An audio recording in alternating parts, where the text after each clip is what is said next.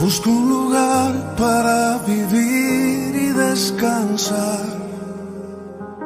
donde no hace falta ni llamar. Un saludo y bienvenidos a todos aquellos que siguen este devocional Pan de Vida. El tema, el mensaje que traigo para hoy, lo he titulado Dar coces contra el aguijón. El aguijón es un término para indicar todo objeto punzante, como por ejemplo el aguijón de los escorpiones. El aguijón era, hoy sigue usándose, una punta de hierro que servía para castigar a los bueyes. Se solía utilizar para estimular a las bestias para que continuaran su trabajo siguiendo el rumbo marcado. En el lenguaje figurado se originó el dicho popular dar coces contra el aguijón, que indica resistencia inútil a una fuerza superior. En ocasiones el animal, en vez de corregir su rumbo, daba coces contra el aguijón, es decir, golpeaba con la pata trasera el aguijón para quitárselo, lastimándose con el aguijón su pata. Mientras más insistía, más daño se hacía. Pablo escuchó estas palabras de boca del propio Señor Jesús, puesto que estaba luchando contra un poder y una fuerza muy superior a él, el poder y la fuerza de Dios. En el libro de Hechos capítulo 9, versículos 3 al 6, vemos la conversión de Saulo. Dice: mas yendo por el camino aconteció que al llegar cerca de Damasco repentinamente le rodeó un resplandor de luz del cielo, y cayendo en tierra oyó una voz que le decía: Saulo, Saulo, ¿por qué me persigues? Él dijo: ¿quién eres, Señor? Y él le dijo: yo soy Jesús, a quien tú persigues. Dura cosa te es dar coces contra el aguijón. Él, temblando y temeroso, dijo: Señor, ¿qué quieres que yo haga? Y el Señor le dijo: levántate y entra en la ciudad, y se te dirá lo que debes hacer. Dios estaba obrando en la vida de Saulo de Tarso, para que corrigiera su camino su camino equivocado y confiara en Cristo como su Salvador personal.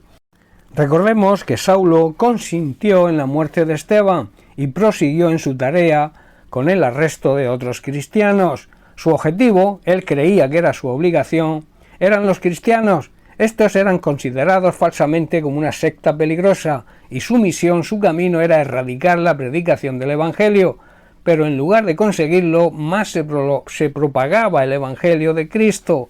Esto lo hacía enojarse más, pero en lugar de desistir, Saulo, dice la palabra de Dios, que respiraba aún amenazas y muerte contra los discípulos del Señor. No siguió el consejo de su gran maestro Gamaliel. Recordemos que estudió a sus pies, era su discípulo. Gamaliel dijo: apartaos de estos hombres y dejadlos, porque si este consejo o esta obra es de los hombres se desvanecerá, mas si es de Dios no la podréis destruir. No seáis tal vez hallados luchando contra Dios. En lugar de apartarse, Saulo siguió insistiendo en perseguir a los cristianos. Lo estaba consiguiendo, no, rotundamente no, sino que estaba luchando contra el poder de Dios y haciéndose daño a sí mismo. De esta manera, hoy hay muchos en quienes Dios está orando para hacerles llevar el arrepentimiento y la fe de Jesucristo a sus vidas, pero insisten en callar la voz de Dios y continuar en su pecado.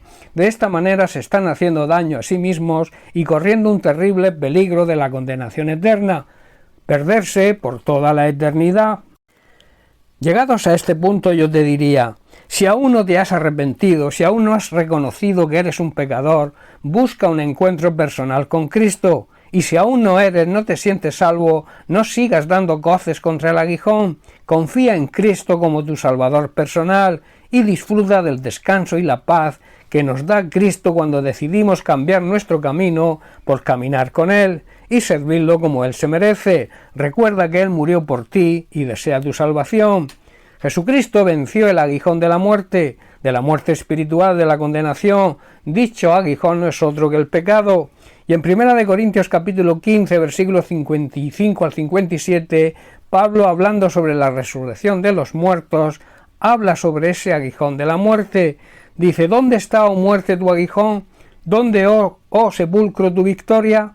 Ya que el aguijón de la muerte es el pecado, y el poder del pecado la ley. Mas gracias sean dadas a Dios, que nos da la victoria por medio de nuestro Señor Jesucristo. Tenemos que darle gracias a Dios. Él nos da la victoria sobre el pecado y la muerte, la condenación eterna, por medio de nuestro Señor Jesucristo. Por lo tanto, debemos permanecer fuertes y constantes, trabajando siempre para el Señor con entusiasmo, porque sabemos que nada de lo que hagamos para el Señor es inútil. En Isaías capítulo 55, versículos 8 y 9, Dios nos dice: porque mis pensamientos no son vuestros pensamientos, ni vuestros caminos son mis caminos, dice el Señor. Como son más altos los cielos que la tierra, así son mis caminos más altos que vuestros caminos, y mis pensamientos más que vuestros pensamientos.